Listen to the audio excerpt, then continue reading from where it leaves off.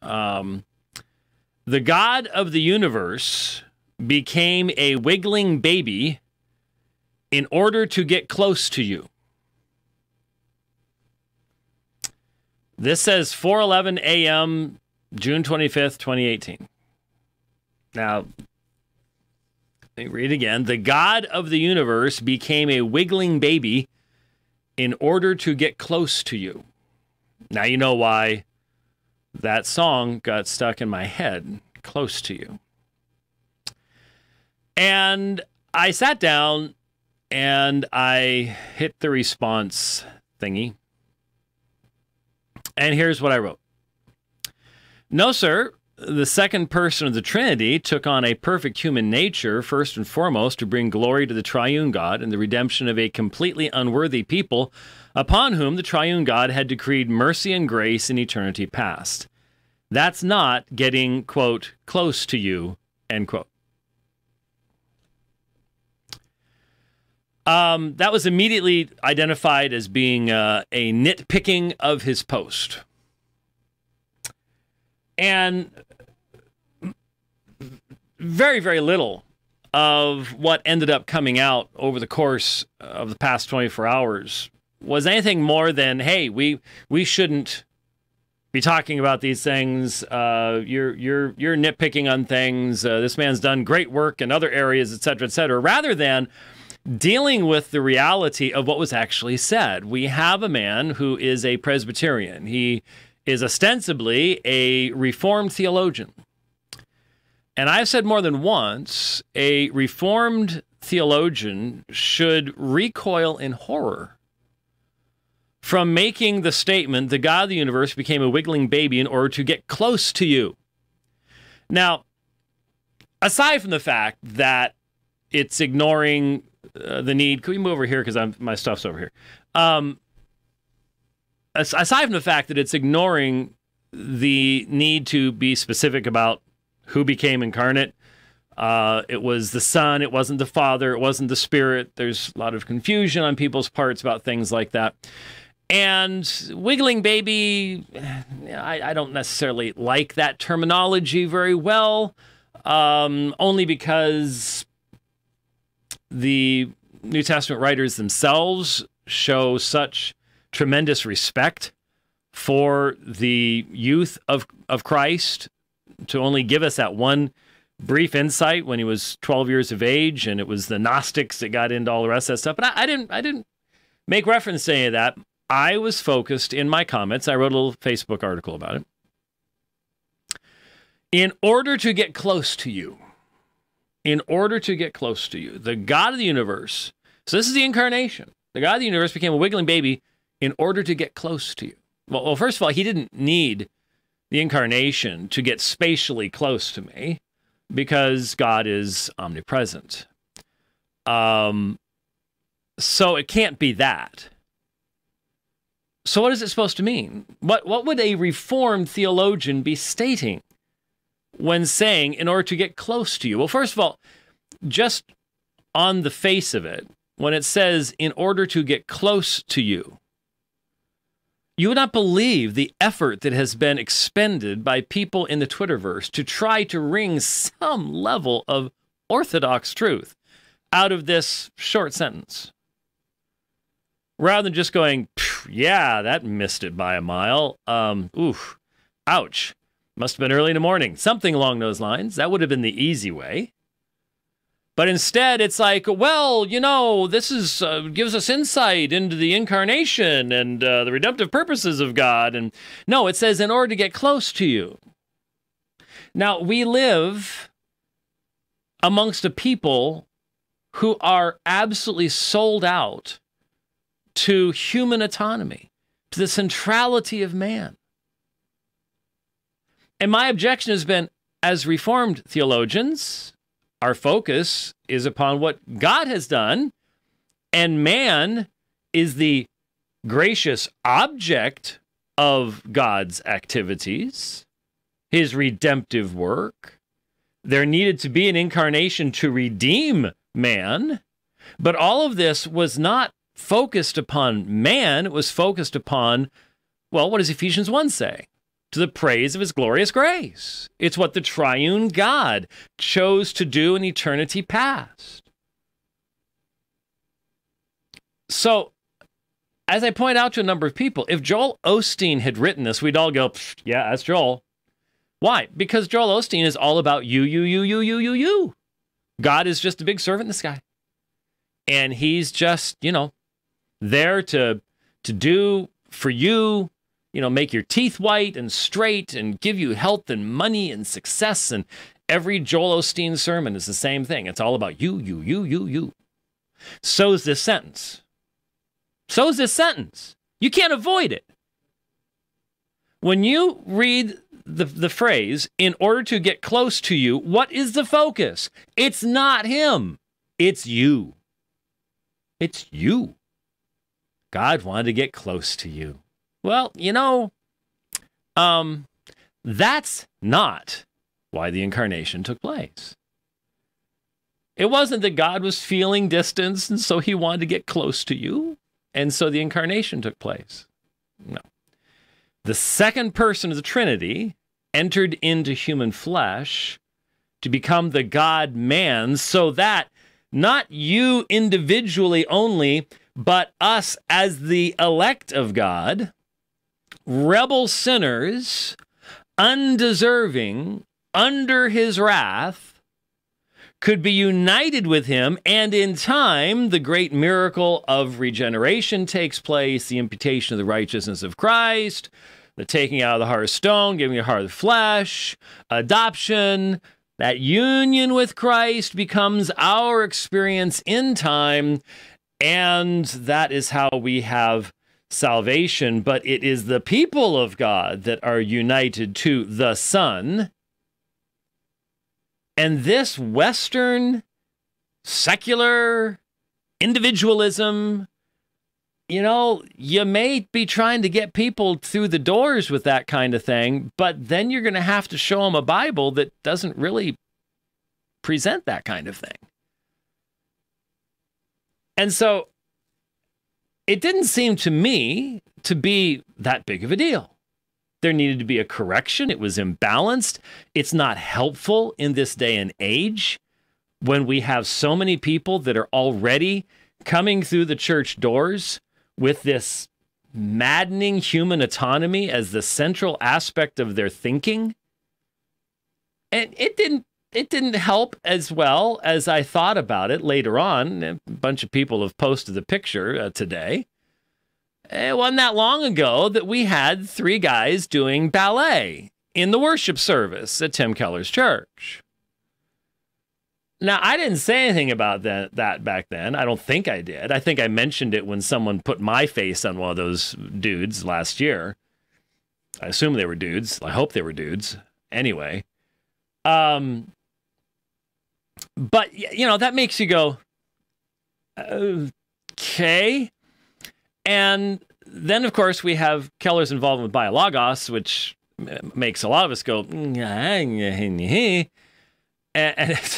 I was thinking this morning, I've often said when lecturing on church history that, the great reformers would not have extended a right hand of fellowship to me as a dreaded Baptist.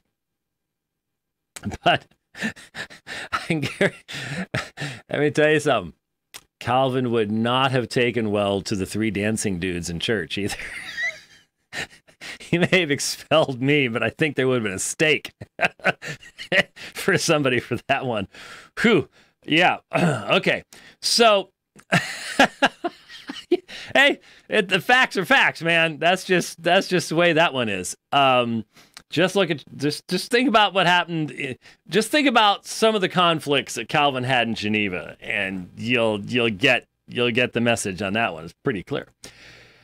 Anyway, so I just tried to provide a balanced response that corrected a massive imbalance. And what I get are people just going to unbelievable lengths to try to rescue this statement and make it somehow fit into some orthodox schema. Now, were there people that were already greatly opposed to Dr. Keller that just jumped on that and said, well, see, there you go. Here's just more evidence of just how far off this guy is, blah, blah, blah, blah. Well, I know a lot of people like to try to hold me accountable for everything that's said on the internet, but I ain't accountable for anybody else than me. And what I said was biblical, systematic theology based. It was consistent with what I've said all along. No one even tried to poke a hole in what I said. Nobody. Because they can't, and they know it. They know it. They know what I said was true. But you're just nitpicking. No, I wasn't nitpicking. When you have someone with his status giving such a horrifically imbalanced statement, say, well, go ahead and say what you're really thinking. Well, it's Twitter. Who cares? Well, okay, I guess we shouldn't be saying that. I guess what that also means is whenever anyone says anything that is truly theologically significant or helpful or good, well, it's just Twitter. Let's not worry about it. Let's just turn the whole thing off. Well, maybe we should. But what was really, really concerning to many people and remains concerning to me is that whoever wrote this, maybe he did. A lot of the big guys have other people that take care of their Twitter feed, and they'll hand them something or say, hey, say something about X, Y, or Z or whatever. I don't know. It was interesting.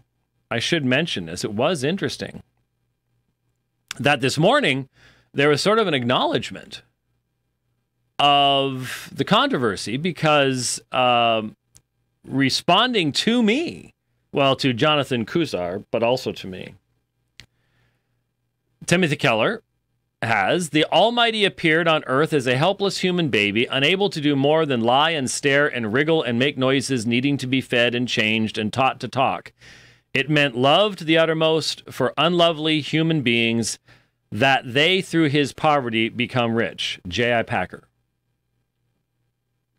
Now, if that, I took that, and there was a guy named Jordan Chase that took it this way as well. Notice what Jordan Chase said. Keller slow roasted the truly reformed crowd, triggered them first, then threw out Packer on them. He runs circles around the attack first types. Love it.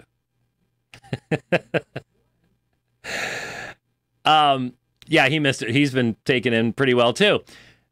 If this is meant to be a follow-up, notice what's missing. The very point of the objection. What good old Jordan Chase doesn't get is you got gamed, son. You're the one that got gamed by Timothy Keller if you're taking it this way. Because this is an acknowledgement of the error of the first one.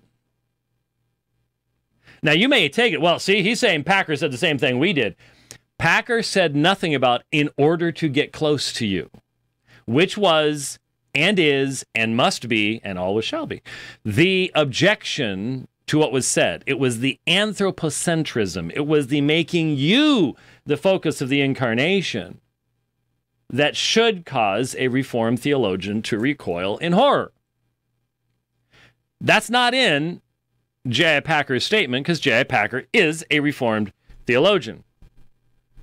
And I dare you to find some place in J.I. Packer's writings where he said that the incarnation took place in order for Jesus to get close to you, because he hasn't said that, nor will he.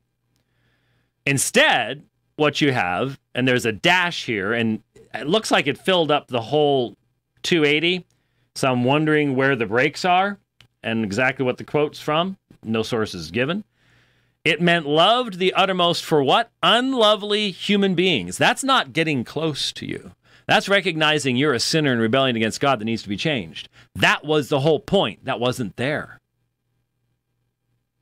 And that's what's missing in the thought and mind of so many of the people who are listening to what we're saying. And because, again, we're living in the first fully secularized generation in our society. We are living now with people whose parents were totally set aside the heritage that was theirs. And so that's an extremely dangerous situation to be in. And what it means is they are bringing their secular, humanistic, autonomous man concepts in. And we do not have the luxury for imprecise language when speaking about Christian truth to people who are going to misinterpret it and twist it because of the context they're in. That's not the apostolic example. That's not the apostolic example. Is it? Most certainly not. So, either this is A, an attempted defense. Well, Packer said it. Well, Packer didn't say that. B, by offering it, there is a recognition that we can't find any Reformed person that said, that sang the Karen Carpenter song. And that's what everybody was focused upon, and that's where the problem lies. And so there wasn't any throughout Packer on them. He runs circles around the attack first types. Well, or he fools people really easily, or some people are easily fooled. But then other things came out that were rather interesting. A guy named Blake Isaac said, there's really nothing wrong with what Packer said. Well, no one said there was anything wrong with what Packer said. Notice the shift? We weren't talking about what Packer said. We were talking about what Dr. Keller said. Then he says, I do have an issue with White saying our salvation was a byproduct of God seeking his glory, though. If we want to pick at communication, that's a bigger one to me than Keller's odd word choice. Well, evidently, Blake Isaac doesn't understand Reformed theology or isn't Reformed himself or something. I don't know. Maybe he's a good man-centered synergist, and that would make perfect sense for him. And then we can go to John 6 or Ephesians 1 and have a discussion of that issue. But the point was, Timothy Keller is the pastor of a Presbyterian church, which I still would imagine has something about the Westminster Confession of Faith somewhere around there. My objection was and remains to Timothy Keller's tweet. It's man-centeredness. It's man-centeredness. The incarnation was not so that Jesus could get close to you. The incarnation, from any balanced biblical perspective, has cosmic, transcendent meaning. It is astonishing to think that the God who created this vast universe, a universe so vast that no human mind can begin to contain it, and in fact, no human mind even had the idea of how vast it was until maybe 120, 130 years ago. Maybe even less, now that I think about it. That incredible claim of the Christian faith that the God who sustains 100 billion galaxies, 100 billion galaxies, entered into his own creation. Now, you say, but yeah, he did so to save me. As a part of God's people, yes. But my goodness, folks, if you can't see the difference between me as a part of the people of God who've been united to Christ and me as the focus, I don't even know what to say. I don't know how to, I don't know what to say at that point. It's a little scary. So as I read this, it sounded very much to me like a capitulation to the spirit of the age. You know, it's all about you. It's not about you. It's about him. So there was